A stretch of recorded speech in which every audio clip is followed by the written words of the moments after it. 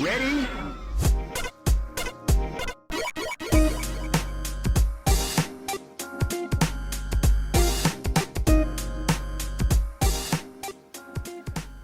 Hello. How you doing? It's good to see you. Thanks for coming back. This is Rhythm and Pixels, video game music podcast, episode 7-4. We're hosts of the show. I'm trying something new. Purnell's looking at me funny. My name is Rob Nichols. And that was weird. And that was weird. I'm Purnell. Every week we listen to some great video game music. We chat about it. And we chat about whatever else is on our mind. That's for sure. And to be quite frank, it has been an interesting turn of events because this particular episode we've delayed it multiple weeks for different reasons. Yeah.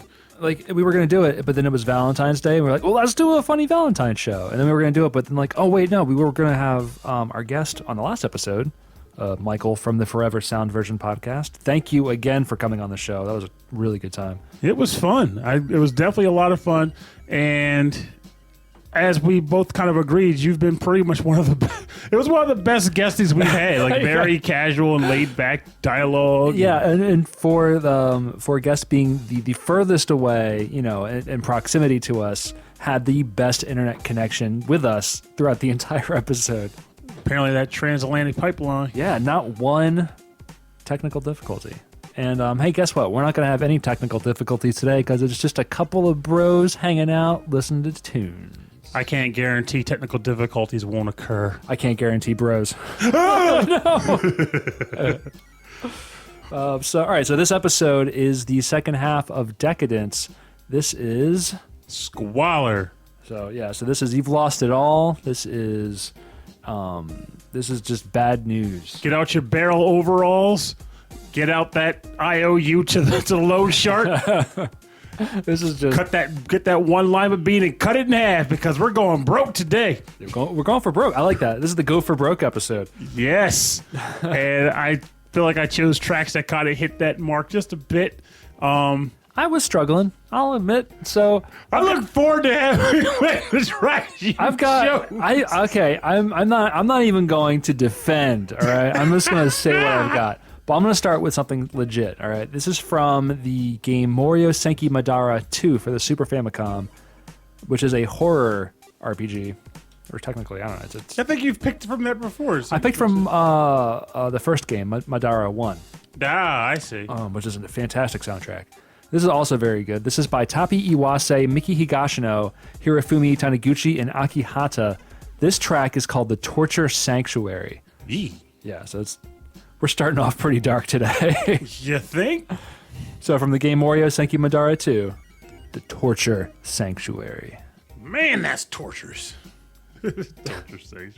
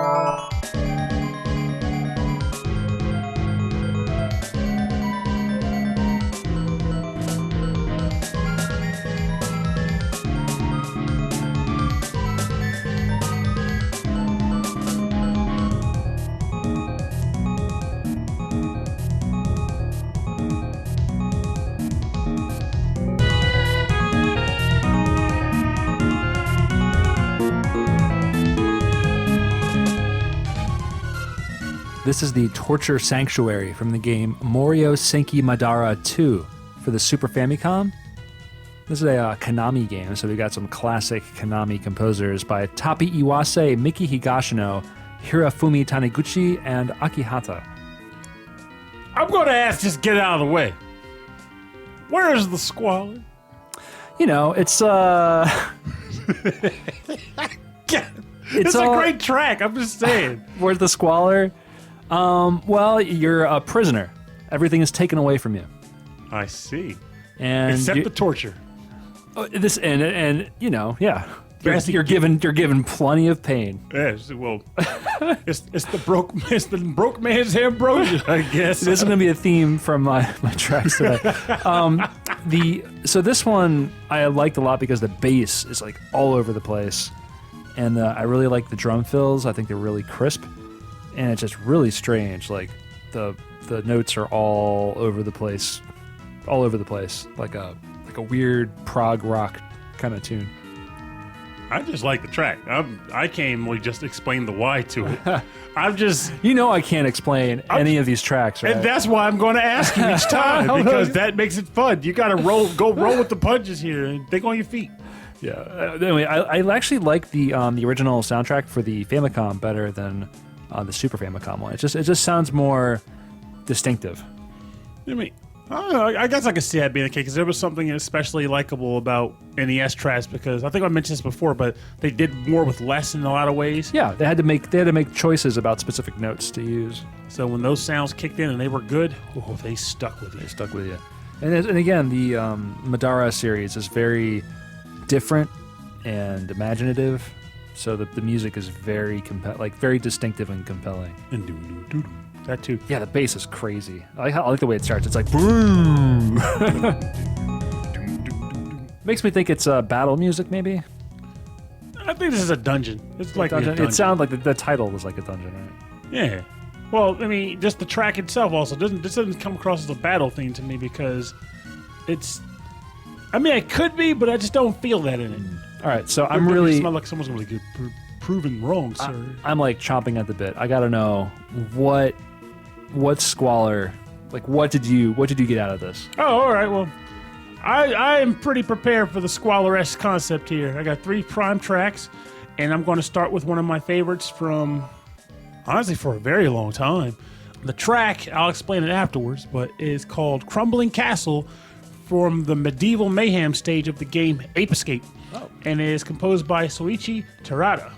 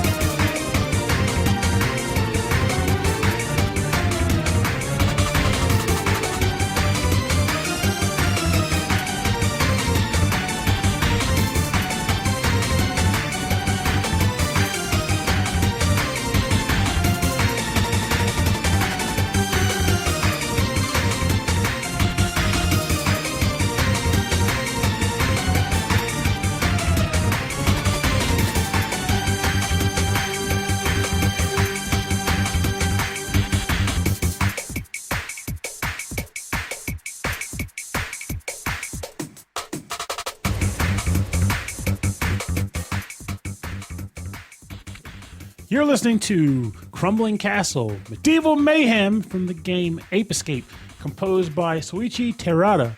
Now, picture, if you will, you're a one dandy gent, and I would say, I don't know, the 1500s, and have your own meadow going as far as the eye can see. You got townsmen, guards, sheep in the lawn, debutantes running around punching cats. I don't know what they're doing. They do things.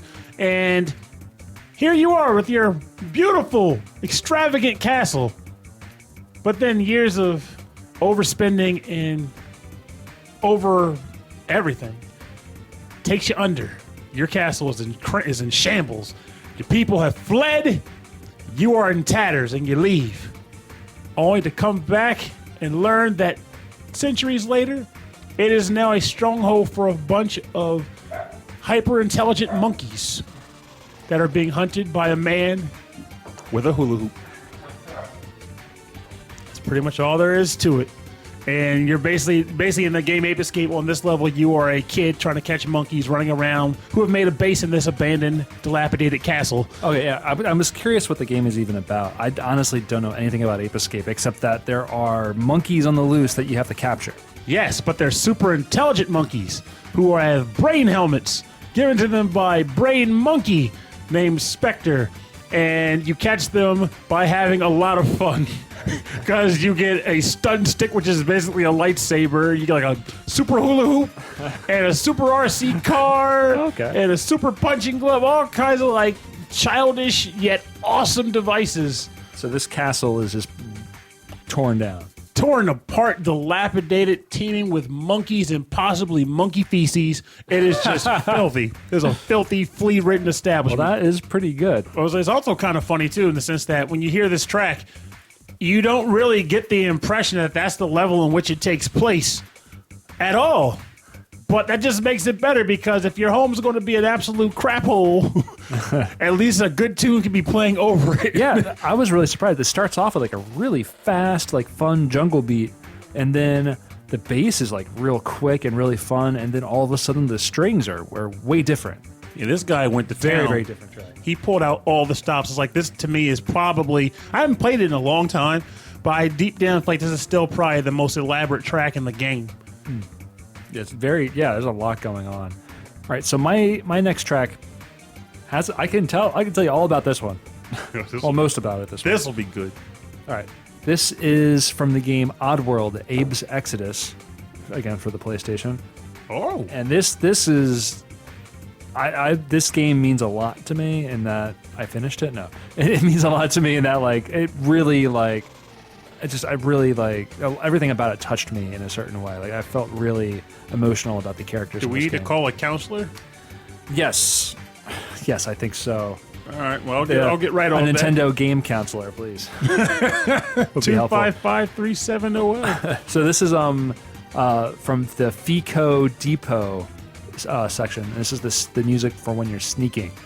There's a lot of sneaking around in this game. And there's music composed by Ellen Myers Gabriel and Josh Gabriel.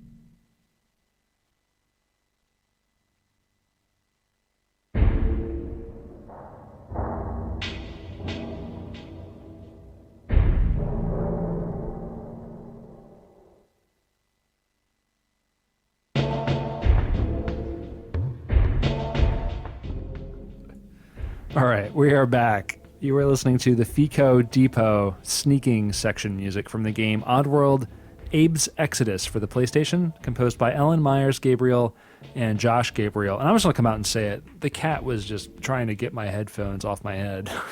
Well, because the cat wanted to hear what you were jamming out to. Clearly, it was... I thought he just wanted to cuddle up on my lap. But no, he had other ideas. He had the claws out. Like, give me the headphones and nobody gets hurt. Yeah. So in Oddworld, this is the second in the series, and I don't think I played the first one. But you are a race of little green dudes, like magical. Like they can chant, and they can chant together, and they can like levitate things, and they can move things with their minds, and they have a lot of power, right? They can teleport. And then in this game, there's another race of aliens and all sorts of weird-looking aliens, and they enslave the entire race of these little green guys, and they sew their mouths shut. Oh, so that was... I always saw the cover art and saw that, and I would assume that was just like a weird design choice. That actually was inflicted upon them? Yeah, so their mouths are sewn shut so that they can't chant and perform their magic, and they're forced to labor in these horrible like work camps where they're actually mining, or they're creating, or they're working in like food factories. But here's the kicker, right? Soylent Green, isn't it? Yes, they are addicted to their own food, and the food is them. That is just nasty. So I forget what the food is called, but in part of it, they drink this drink called Soulstorm Brew, and it's actually made from the ground up bones of their dead bodies. That is just this game, morbid. I know, it's really, really dark. And it's kind of funny because like, you can make them like... It's kind of funny too! They add a lot of humor to it because like you can make them fart to like kind of distract guards. There's a lot of like sneaking, stealthy sections around in the game. And the whole purpose is to save all of the other enslaved people in the game, and you're able to use magic, and so like you're using your magic to save the other characters. But like it's funny because like you accidentally kill people all the time, like people you don't want to kill. Yeah, you're like, oh, there's that guy there. If I just move this guy to the left, oh, I smushed him. He's soul brew for me. Super dead.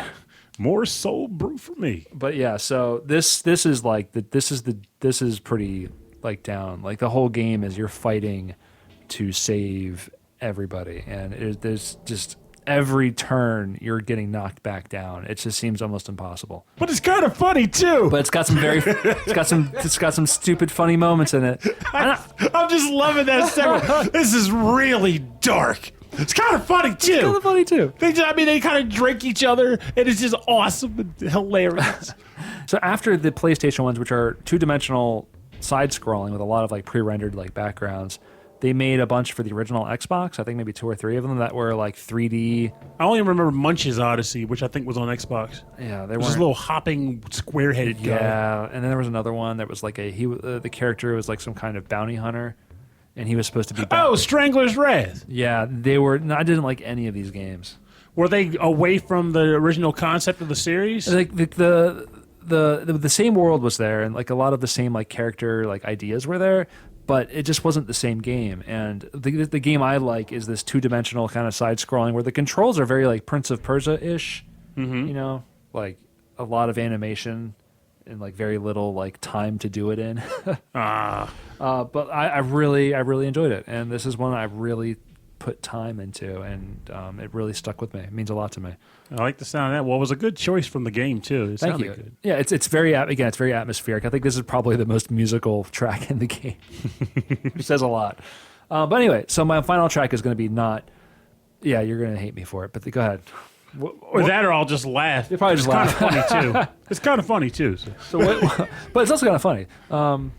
So what's your track? All right, my next one, we didn't play it during the main string of tracks, but we did choose it for the going out tune. Oh. And I figured if we're going to do a counterbalance to the episode, it would only make sense to do that counterbalance track and the counterbalance topic. The last episode, or not last one, for the Decadence episode, I chose a track Town, which was the theme primarily for the town of Aria, the city of gold in the game Breath of Fire. Yes. So for the follow-up track, I'm going to pick the theme from the town Bleak the town of Thieves from the same game, Breath of Fire. Bleak. Bleak is actually called Bleak. Man, this is a downer of an episode. No, it's kind of funny. It's also kind of funny.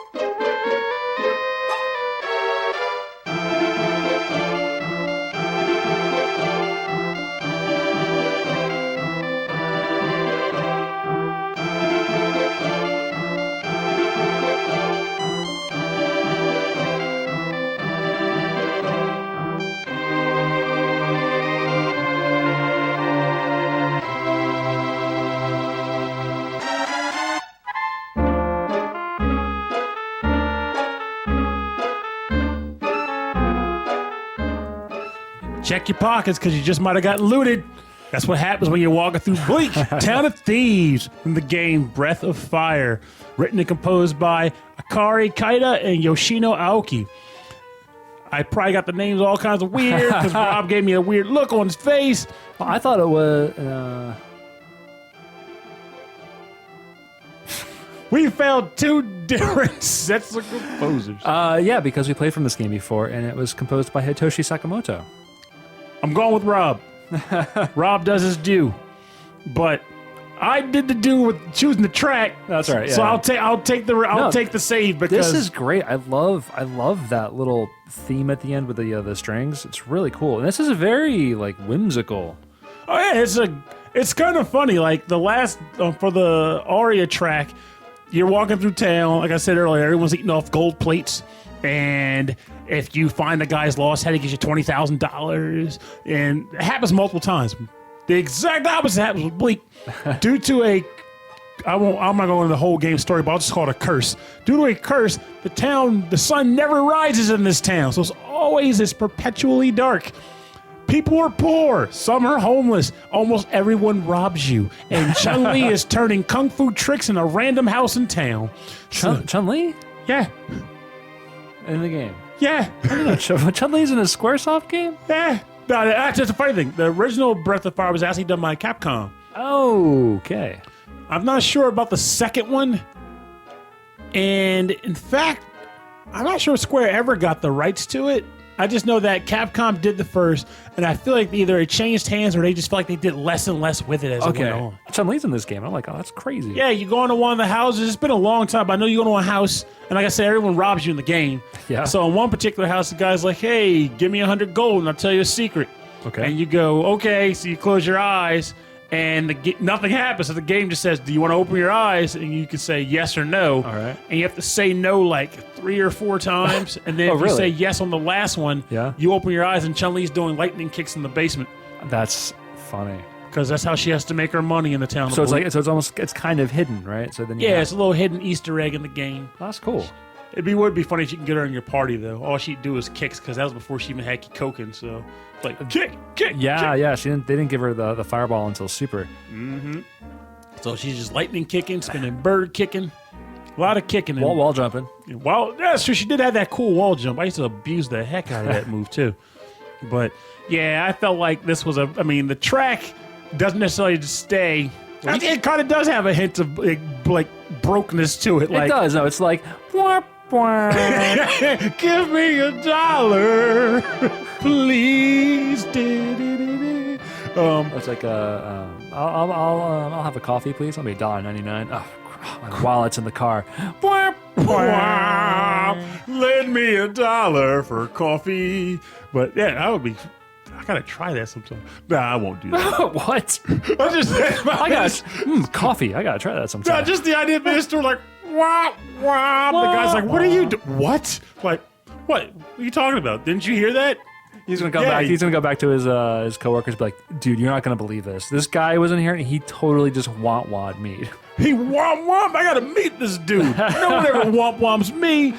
So Pernell, What the place in the world that is the most barren, has nothing in it, is dry. Disneyland. No, it's a desert.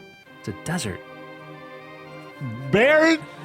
And what about a desert covered in just swarming with Gummy bears. aliens and spaceships trying to kill you? That sounds like an adventure. That sounds like stage 4A from the game Thunder Force 4 for the Sega Genesis. This guy over here. It's titled Sand Hell, That's fitting.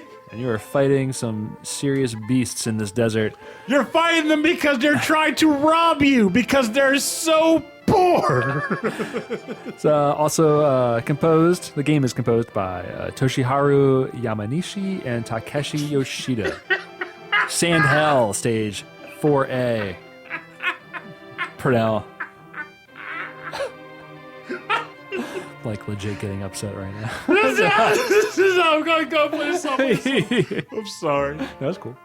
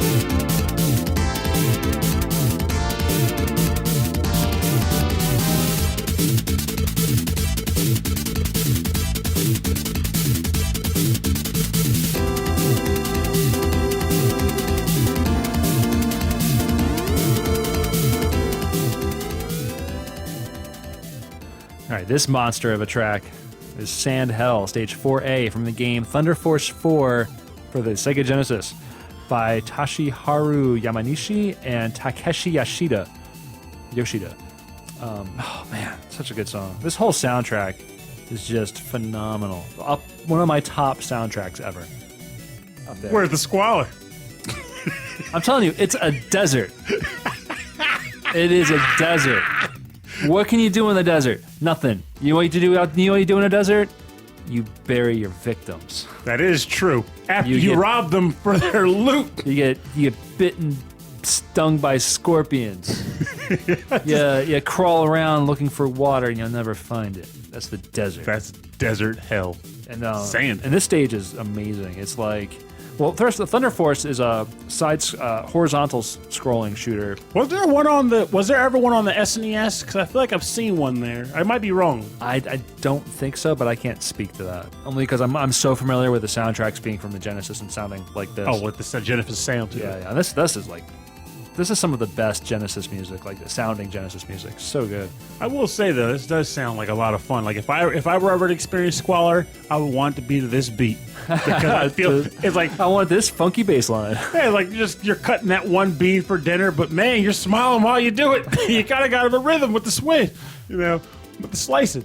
So I could dig. That's a good track. Yeah, it's a really fun Squalor. I hope you don't hate me too much for giving you grief over this stuff. I'm just giving you a hard time. I just like have fun. I had a really hard time with the theme. I just couldn't think of any good ones. You know what that means? Or I could think of good tracks, but I had a hard time fitting the theme.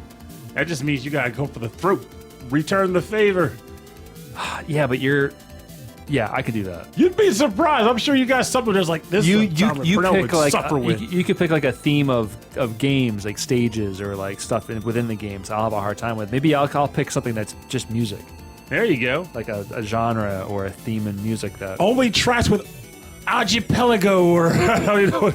I've been trying to compile a list in the past few months, just on my off time or whatever. But on my off time, well, I'm not doing the podcast. No, of trying to compile a list of tracks that are classic Nintendo tracks that could be classic hip hop tracks.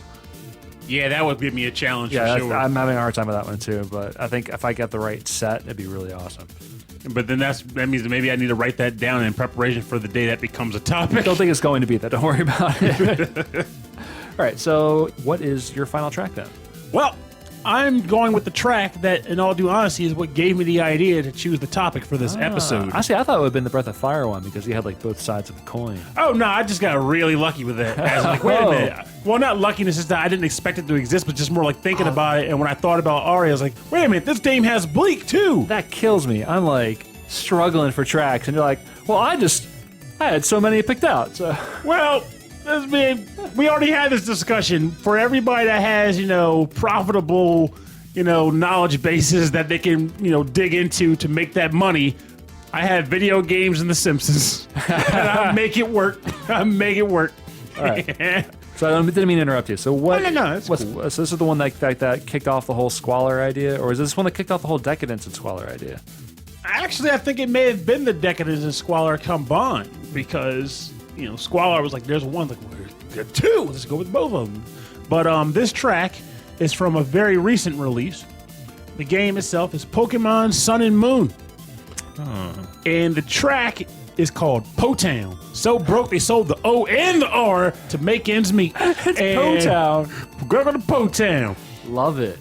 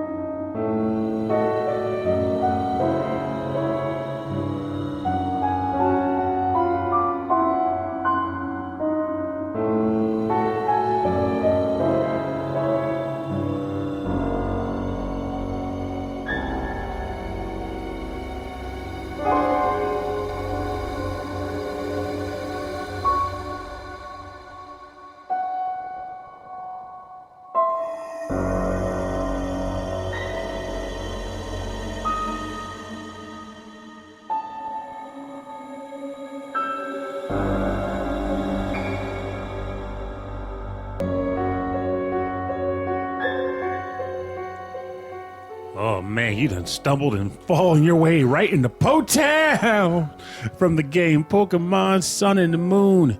2 games actually, but let's be realistic, it's 1 game. And They share the same soundtracks and all that. Yeah. Yeah, but they double dip because that's how they do. They're smart like that. Yeah, of course. Then the composer is Minako Adachi. Right. And on the official iTunes release, it's credited as Game Freak and Minako Adachi, with Game Freak being the main developing studio of Pokemon, whose the main member is Junichi Masuda. Ah, so it's likely that he probably helped out with it. So basically, he's a co-composer. Yeah, but he's credited on almost all the tracks. I don't know if he had his hand in all of the tracks, or maybe they listed him because like his original music for Pokemon is like inspiration for the rest. I can see but that. I'm gonna go on a limb and say this is Minako Adachi's track. Yeah, because this track here makes me kind of wonder how many other tracks are attributed to Minako Adachi, because this is very unlike every other track in the game, which helps considering that this area is very unlike every other area in the game. Picture Pokemon, which is generally a pretty happy-go-lucky series, barring like 1 or 2 moments throughout the series, and then place it in the most happy-go-lucky environment in the Pokemon series.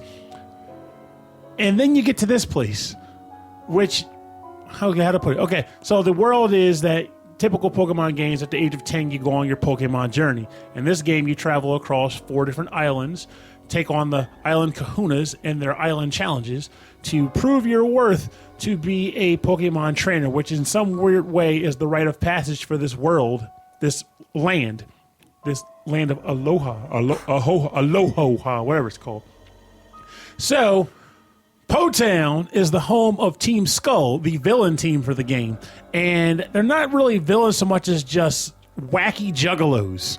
And Wait, this is the Skull team? they're called Team Skull. And you're calling them the Juggalos? Trust me, look at some screen art for them. No, I've look seen at their them. I've seen like, because like, a lot of fans are into it, and there's a lot of cosplay. Oh yeah, So it's really funny when people get really into it. But you calling them Juggalos, it just cracks me up. they're totally juggalos. But the environment is an abandoned town that Team Skull took over, and it's the graffiti and spray paint and just like broken stuff everywhere. And it's raining, thunder and lightning.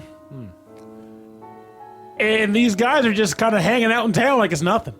It's crazy. They're standing on top of trucks. This is like the epitome of abandoned poor person town. So it gives you the impression that if you fail your Pokemon challenge in this area, that you are pretty much considered nothing, to the point that all you have is Team Skull. So if you don't do well here, you're in trouble. You're in Po-Town. That's what happens to you. You're already in Po-Town, right? So it's like not good. It's not looking good for Team Purnell. It is not. That's why I had to run through and stomp mud holes in all of them, because I couldn't have it. But it just felt so weird that they're kind of laughing at them the whole game, because they're typically the comedic relief. And then you get here and you're just like, man, this is how they have to live? This is what happens to you when you fail at Pokemon? This is freaking awful. It's disturbing. But man, is this game fun. It's kind of funny like that. It's kind of funny. Bringing that back. Well, it's funny. It's funny because this is a world that it just revolves around Pokemon. Like, all people care about is Pokemon. It really like, is. Goodbye, Mom and Dad. I'm just going out in the world to train my Pokemon. Okay, son, I'll see you never. That really does boggle the mind. Like, people just have nothing to do with their lives but stand on the side of the road and spend their Pokeball. Beauty Beverly wants to battle.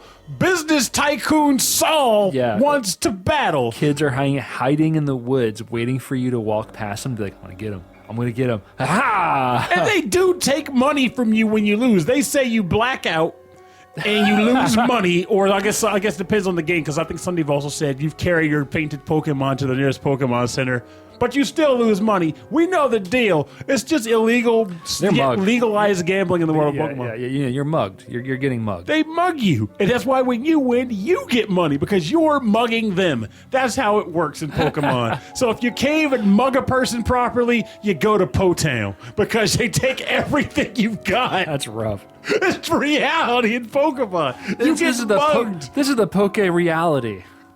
There it is. Yeah. We're laying it down real thick like drawn butter. They pretty much just get sent to Po-Town because they get mugged to the point of poverty. Oof. That's squalor. Wow. You can't top that. It's kind of funny in a way. Yeah, it's good. It's it's Pokemon though, so it's kind of funny because they're juggalos. Oh man, they make me laugh so much. All right, so I'm gonna bring this final track down, and we are going to do the bonus round. Bonus round. Wah, wah. I was hoping you'd do that. Yeah. I'm just gonna leave that in. All right. So for my bonus round track, again, having a little bit of a hard time here, but so I'm just gonna pick from a classic, Final Fantasy IV, and this is the cave theme, the theme that plays in the caves. That's squalor. Just diving in the caves. I'm sure at some point you've lost all your money.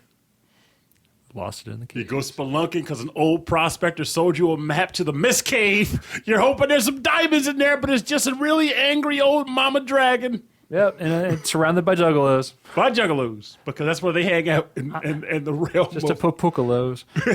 All right, so music composed by Nobuo Uematsu. This is arranged by the artist Neil Jansen.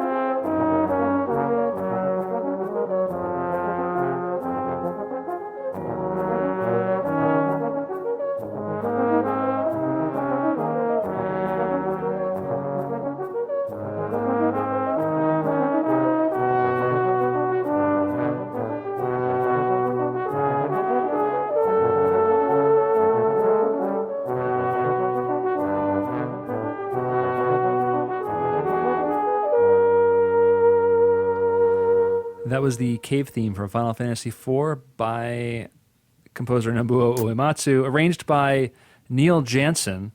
Neil Jansen, very difficult to find on the internet.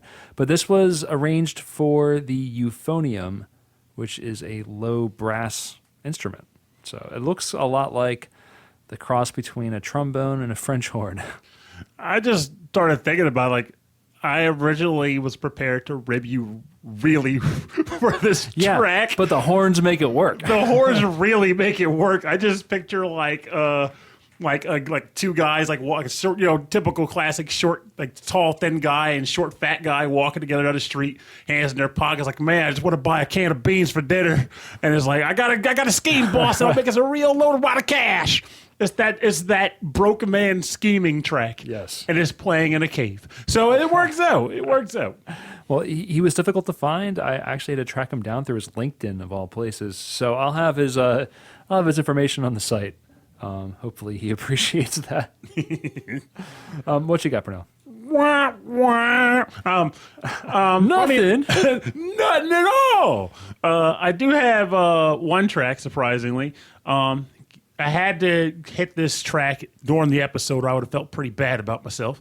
That being also from Final Fantasy, this one being 6. Oh. Not 7, not Midgar, folks. We're talking the OG Final Fantasy slum.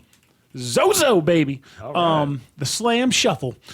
Guitar covered by a guy that only goes by Hashel05. Okay, what's with these YouTube artists that have like, he only goes by Zcon443Z? That's a lot of letters.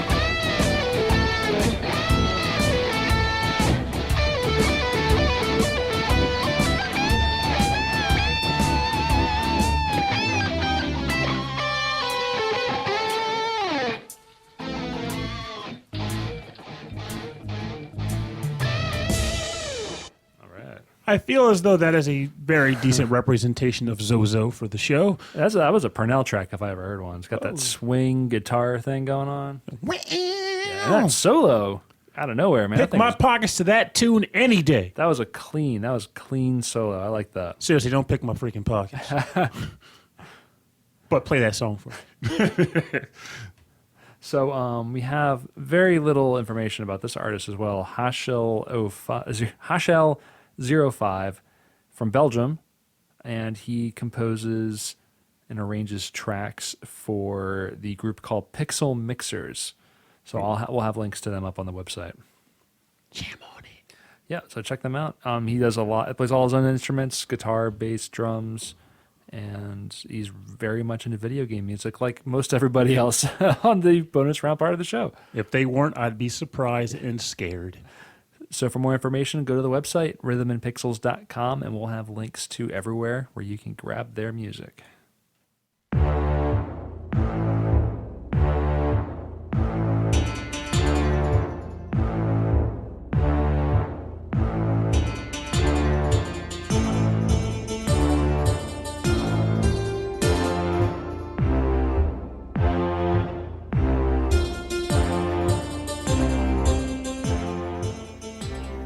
Thanks for listening. The Rhythm and Pixels video game music podcast. This has been episode 7-4. Squalor. Perfect episode. Perfect episode for the theme. We had some good tracks. We've had some hilarious tracks. They were kind of funny in a way. And I tried. Hey, I like that. I like picking topics like this just to see what you bring out. Because, don't get me wrong, they're not easy to come up with. I might be sitting around like, holy crap, that's a perfect topic idea. But then I'm like, what is Rob going to pick? This will be good. So I look forward to it. So that's fun for me. That's good. I liked your picks today. I liked all of them. Thank you. Like, honestly, I think overall the episode had great tunes. And we were talking about what to go out on earlier. And, yeah, this is great. we had an upbeat theme that could have come in here. Would have been like, like nice. We went through Squalor, but there's a light at the end of the tunnel. But let's be honest, we couldn't deny this track. No. And I think I brought the light with the Thunder Force track. Oh yeah, it's making Squalor fun. I just love music from shooters. I've gotten back into them. I just really love them. I love the music anyway. So yeah, we have some ideas for our next few episodes, but we would love to hear some suggestions from you. So please send us an email At rhythmandpixels@hotmail.com. or if you have any just other questions, or if you have any anything you would like to say, if you have any problems with Purnell. Hey, if you have a problem with Purnell, send me $5 and tell me how to solve them. Whoa! Oh, if you have a problem, I'll solve it. Yeah, I'll say that's right, but it's going to cost you. Also, if you'd like a full track listing or more information about the show, or more information about the artists in the bonus round part of the show, More information about Purnell. more Purnell information, more Purnell information than you need, go to the website. rhythmandpixels.com. And he's not kidding.